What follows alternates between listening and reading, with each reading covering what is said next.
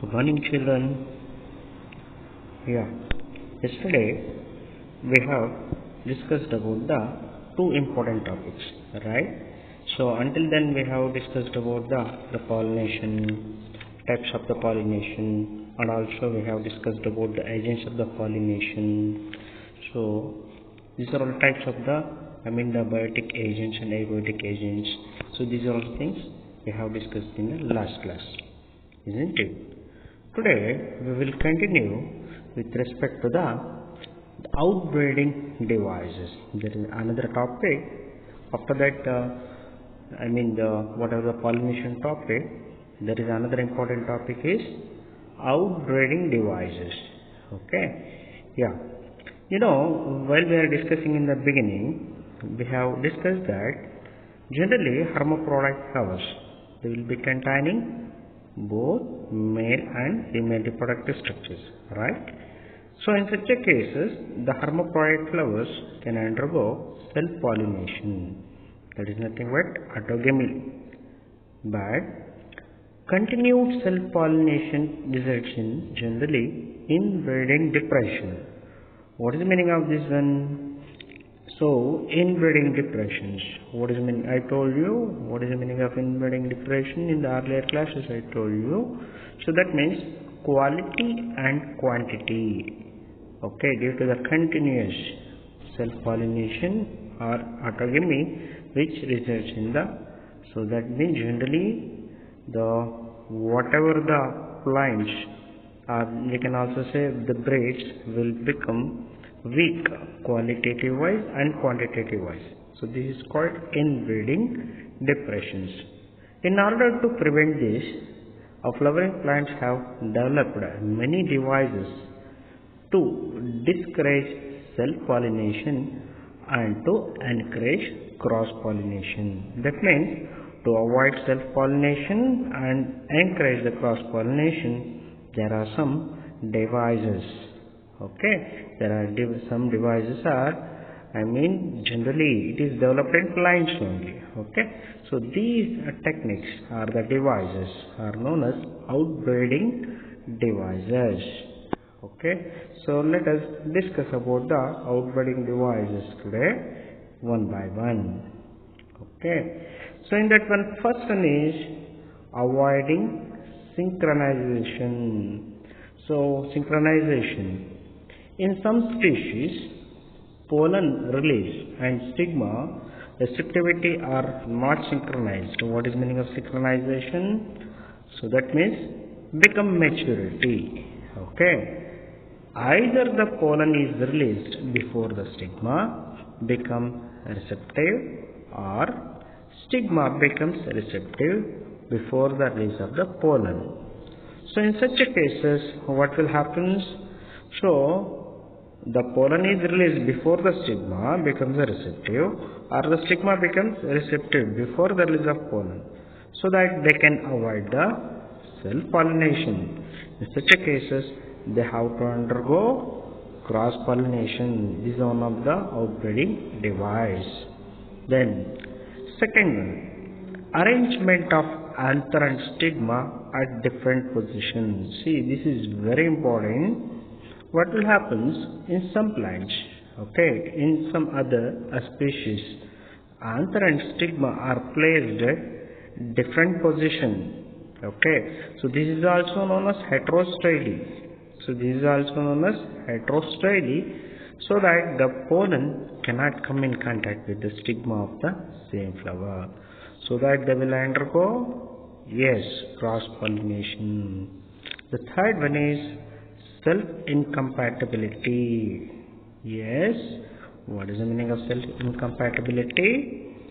That is, it is a genetic mechanism to prevent self-pollination or geitonogamy. I told you in the last class what is the meaning of the autogamy or geitonogamy. From the same flower or the other flowers of the same plant, the transfer of pollen rings from the same flower or other flowers of the same plant.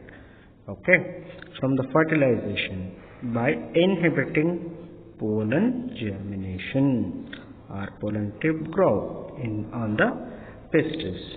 So this type of the device or the mechanism is known as self-incompatibility. Did you got it?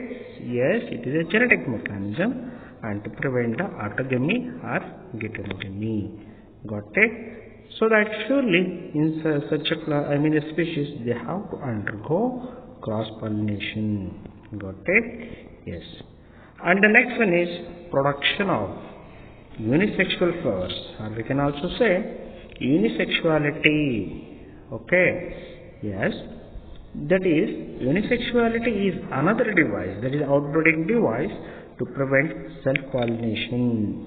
Okay? Especially like plants like castor and maize are monoecious, where the unisexual male and female flowers are born on the same plant to prevent autogamy but not geitonogamy. Got it? Yes. And we can also see, so generally, the production of unisexual flowers. This is a very wonderful one and very important one also.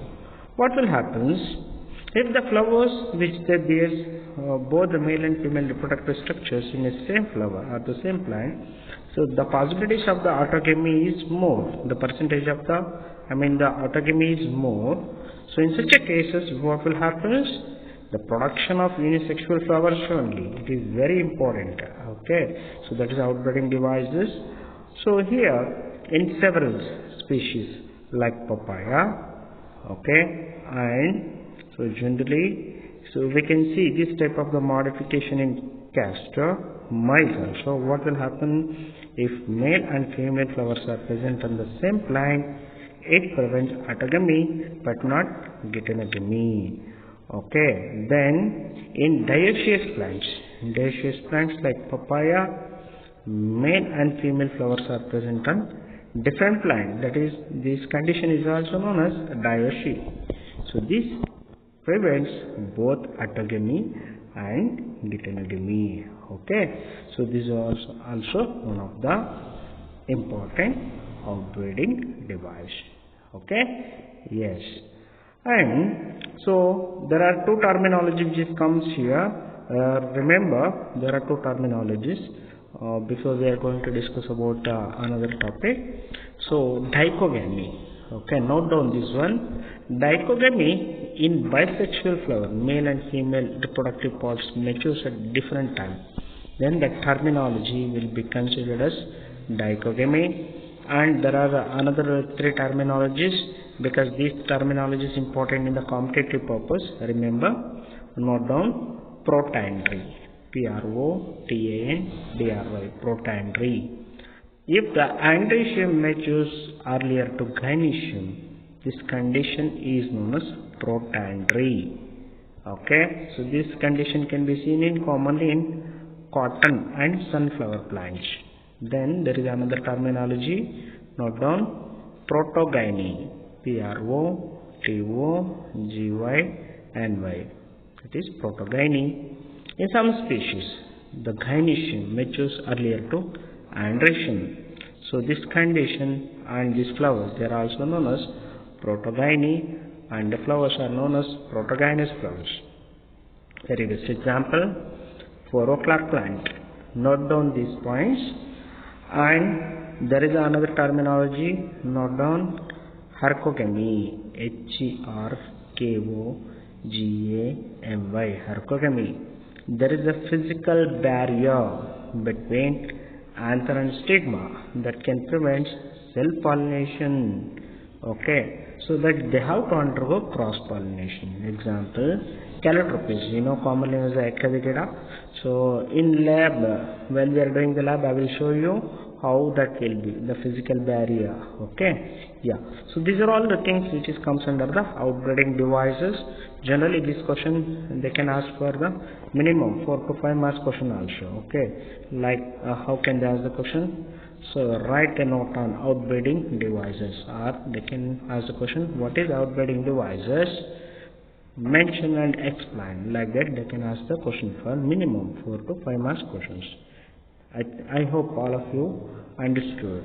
Okay, fine. Yeah. So next topic after this one, the outbreeding devices. There is another wonderful topic. Yes, pollen pistil interaction. Okay, yeah. See, actually, so there are number of cases. The question rises: after the releasing of the pollen, there are different type of the species will be present in the only particular regions only. So whenever they undergo cross pollination, how can that plants will consider the whatever the pollen came from the same species only or from different species? Isn't it? Yeah. For all these questions, we will get answer from this topic, pollen pistil interaction. Okay. Yeah. Let us discuss the pollen pistil interaction. It is a process in which pistil, that means the receptacle, or we can also say receiving surface of the gynoecium, that is pistil, recognizes compatible or incompatible pollen through the chemical components produced by them. So that means, so the events from the deposition of the pollen grains to the stigma until the entry of the pollen tube into the ovule are called, referred to as pollen pistil interaction. But the beginning only, okay, as I said, the pollination does not guarantee the transfer of compatible pollen of the same species as the stigma, often pollen of the wrong type, either from other species or from the same species, even if it is it's generally self incompatible also deposits on the stigma. Got it? So this can be, okay, the pistil has the ability to recognize the pollen of its compatible or incompatible type. Got it? If the pollen is compatible, that means the right type or the right species or the similar species, the pistil accepts it and promotes the post-pollination events. Okay?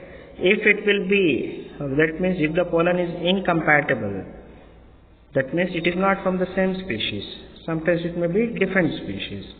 The pistil rejects the pollen by preventing the pollen germination on the stigma or the growth of pollen tube in the style.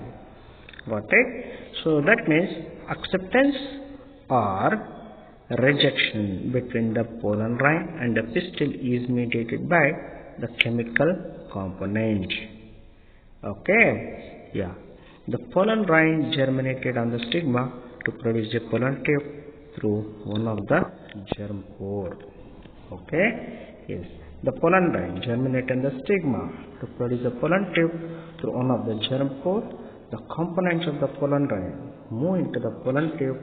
Pollen tube grows through the tissue of the stigma and the style and reaches the ovary. Here the left side, the diagram they have given from the beginning. Okay, if it is if the gynoecium found that it is a compatible type of the pollen rind, then there is a growth.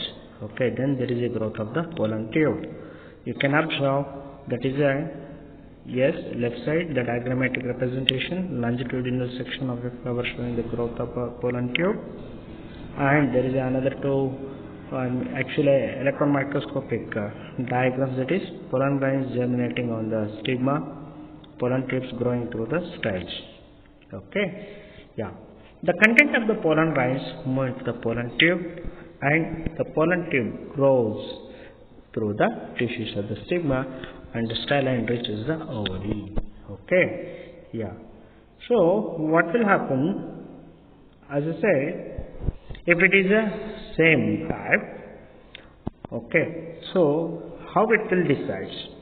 So if the pollen is incompatible, the pistil rejects the pollen by preventing the pollen germination on the stigmatic surface only.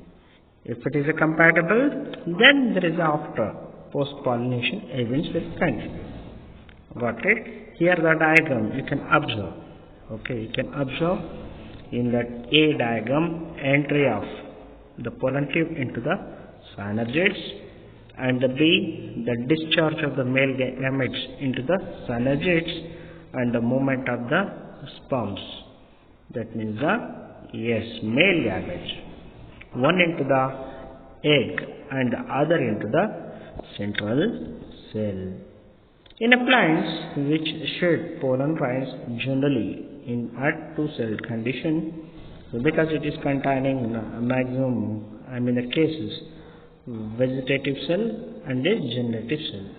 Okay, yeah, the generative cell divides into the two male gametes during the pollen tube growth. Okay, and here you can see, observe clearly. In plants which shed the pollen in three-cell condition, the pollen tubes carry two male gametes from the beginning. The pollen tube reaches the ovary, then enters the ovule through micropyle, and then enters one of the synergids through the filiform apparatus. The filiform apparatus present at the micropylar end are part of the synergids which guides the entry of the pollen tube. One last question they can ask, what is the role of the filiform apparatus? Yeah, the filiform apparatus present at the micropylar part of the synergids which guides the entry of pollen tube. Got it? And so observe this one, the diagram. I hope you are observing clearly. Yes, the step-by-step mechanism. In the beginning, the pollen rind which is found on the stigmatic surface. Later, pollen tube growth which is carrying the sperm or the male gametes towards the ovule, and the entry of pollen tube towards the filiform apparatus, and the shedding, that means the releasing of the male gametes. Are you observing? Yes, clearly you can identify this one.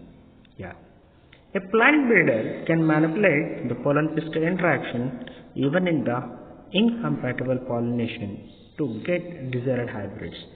Okay, so generally the plant breeders, that means artificially, that means manipulate means we can modify, okay, to get the desirable, that means desirable quality. Sometimes we want a particular color of the, whatever the fruit colors in the coming dishes, or the flower color, or the quality, or resistance against the diseases. So like that, to get the desirable characters or the hybrids, a plant breeders can manipulate. That means we can change, okay, the pollen pistil interaction. But naturally it will not take place. Remember, naturally the only the same species undergo the further process. Got it? Yeah. And here, so generally the question arises. Before this one, yeah, let me tell you briefly what are the advantages of the pollen pistil interactions. Okay, what are the advantages of the pollen pistil interaction? The pollen pistil interaction is a dynamic process involving the pollen recognition followed by promotion or inhibition of the pollen. The knowledge in this area would help the plant breeders in manipulating the pollen pistil interaction even in incompatible pollination to get desired hybrids. It can also be studied easily about the germination of the pollen rind by dusting some pollen rinds like pea, chickpea, crotalaria, balsam plants, and also vinca rosea, and a glass slide containing a drop of sugar. Okay, so this is actually practically is there in the second year only. We will conduct that experiment, then you will come to know. Okay, yeah. And generally it will help the breeders to cross different species and often different genera to combine desirable characters to produce the commercially superior varieties. Why I am stressing this one? Sometimes they will ask 2 marks question. Mention or write the advantages of the pollen pistil interaction. Like that they can ask the question. That's why I am telling about this one. Got it? I hope all of you understood this one. Yeah, good. The next one. Yeah, so after this one there is a next topic, It's a small topic. Of course, this also experiment is there. The artificial hybridization. First of all, what is artificial hybridization? The crossing of two genetically different individuals to create new genotype, or we can also say desired genotype by controlled pollination is called artificial hybridization. I am repeating the definition once again. Listen properly. Crossing of two genetically different individuals to create new desirable genotype by controlled pollination is called artificial hybridization. Got it? Yes. It is one of the major approaches of crop improvement programs. In such experiments, only desirable pollen grains are used for pollination, and the stigma should be protected from contaminated. That means the contamination of the undesirable pollen grains. It can be achieved by, there are two important following process or the techniques, that is emasculation and bagging techniques. Okay, so mainly artificial hybridization is a crop improvement program in which desired pollen grains are used for the pollination. So this is achieved by pollen technique, that is emasculation and bagging. Got it? Let us discuss briefly. So here the diagrams they have given, the left side. Okay, yeah, let me explain one by one. In that one, first one is emasculation. Yes. What is the emasculation? It is a technique of removal of anthers, that is the male reproductive structures, from the flower before the dehisce or anthesis. We can also say before the dehiscence or anthesis. Anthesis is nothing but dehiscence. Pollen grains to stigma of the same flower. Did you got it? It is a technique of, that is emasculation is a technique of removal of anthers from the, that means from the flower before the dehisced pollen grains to stigma of the same flower. Okay, so this is known as the emasculation. Briefly, we can also say the removal of the anthers from the bisexual flower by of a female parent before the anther dehisces is also known as emasculation. Okay, then after that one, so this one left side you can observe this one, what they are doing by using the forceps. They are removing the male reproductive structures from the, yes, that is hermaphrodite flowers, or we can also say monoecious flowers. Okay, so they are removing the male reproductive structures. Then the next step or the next process, bagging. What is bagging? During artificial hybridization, to prevent the contamination of the pollen grains, that is unwanted pollen grains, the stigma of a desirable flower should be covered by butter paper, or sometimes we generally use polythene covers also. Did you got it? What is meaning of bagging? The emasculated flowers are covered with suitable bag, which is made up of the butter paper or polythene covers to prevent the contamination of its stigma with unwanted pollen grain. This process is also known as bagging. Got it? Yeah. When the stigma attains receptivity, mature pollen grains collected from the anthers of the male parents are dusted or transferred. That is nothing but artificial pollination, are dusted on the stigma. Then the flowers are rebagged and allowed to develop the fruits. Okay, so this process is known as artificial hybridization. Did you got it? Yeah, it's easy to understand also this topic. Yeah, where we generally conduct this will be, so for anisexual flowers there is no need of emasculation. Only female flower buds are bagged before the flowers open. When the stigma becomes receptive, the pollination is carried out using the desired pollen and the flowers are rebagged. Did you got it? So that means where we require the generally this process we use especially in case of the monoecious. That means yes. So where the both male and female reproductive structures are present, in such a flowers we will conduct this hybridization program, emasculation and bagging. For unisexual flower there is no need of this emasculation. Instead of that one, what we will do, directly the female flower buds are bagged before the flowers open. That means they become the synchronization or they become maturity. When the stigma becomes restricted, the pollination is carried out using the desired pollen and the flower rebagged. Okay, so like this generally the pollination is carried using the desired pollen and the flower, so it is rebagged. Got it? So this is the process of the artificial hybridization. Today what we have discussed, we have discussed about the three small topics. In that one, first one is we have discussed about the outbreeding devices. So what is the meaning of outbreeding devices? Due to the continued self-pollination results in inbreeding depression. In order to prevent this, flowering plants have developed many devices to discourage self-pollination and to encourage cross-pollination. So this process or phenomena is known as outbreeding devices. Then after that one, we have discussed the pollen-pistil interaction. The events from the deposition of the pollen grains to the stigma until the entry of the pollen tube into the ovule are referred to as the pollen-pistil interaction. After this one, we have discussed about the artificial hybridization. That means the crossing of two genetically different individuals to create a new genotype by controlled pollination is called artificial hybridization. Okay, so this can be done by two important steps of the process, that is emasculation and bagging.